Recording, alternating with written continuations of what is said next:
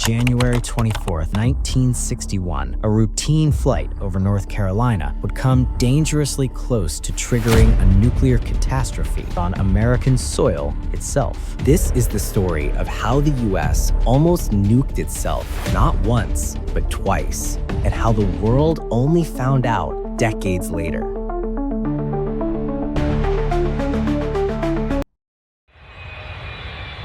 At 12:30 a.m., a B-52 Stratofortress takes off from Seymour Johnson Air Force Base in Goldsboro, North Carolina. On board were two Mark 39 hydrogen bombs, each 250 times more powerful than the one dropped on Hiroshima. But just after midnight, the crew noticed a fuel leak in the right wing. Within minutes, the bomber began to lose control. At 10,000 feet, it broke apart in midair. Of the 8 crew members, 5 parachuted to safety, but the real danger was what fell with the plane. 2 nuclear bombs were ejected during the breakup. One of them, according to later reports, began its arming sequence in midair. 4 of its 5 safety switches failed.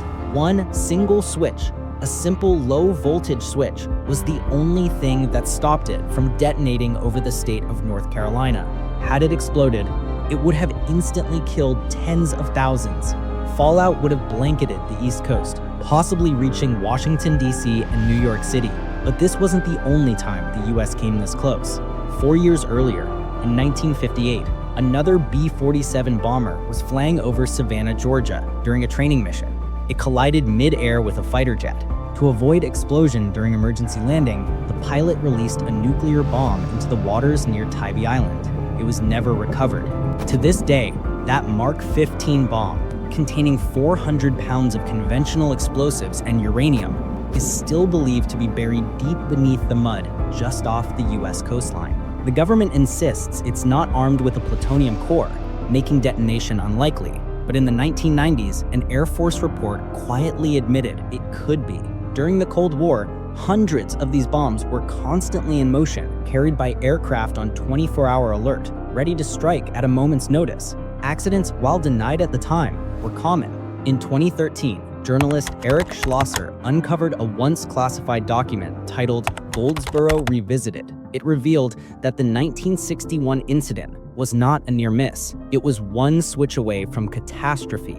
Even the Secretary of Defense at the time, Robert McNamara, later admitted, by the slightest margin of chance, literally the failure of 2 wires to cross, we missed a nuclear explosion.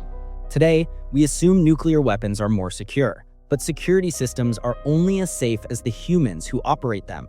In 2007, 6 nuclear warheads were mistakenly flown across the US without authorization, and no one noticed for 36 hours. In 2023, a software bug caused a false nuclear alarm in South Korea. Technology has improved, yes, but history shows that complacency, not aggression, may be the most dangerous threat of all.